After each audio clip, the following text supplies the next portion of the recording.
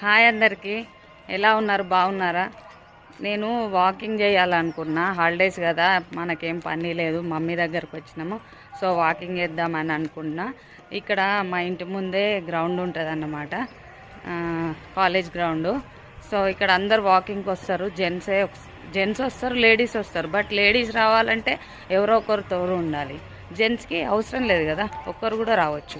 చూడండి, ఇదే అండి కాలేజ్ గ్రౌండ్.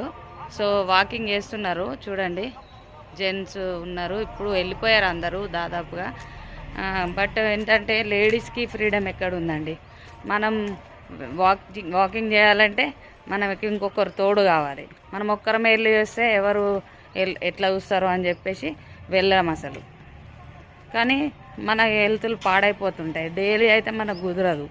వంట చేయడము, బాక్సులు పెట్టడము, హస్బెండ్కి, పిల్లలకి, దాంతో సరిపోతుంది. వాకింగ్ చేద్దామని ఎప్పుడో ఒకసారి అనుకుంటే ఇట్లుంటుంది. ఎంతమంది హస్బెండ్స్ వాళ్ళు అర్థం చేసుకొని వాళ్ళు కూడా మనతో వాకింగ్కి వచ్చేటోళ్ళు ఉన్నారు? కామెంట్ చేయండి.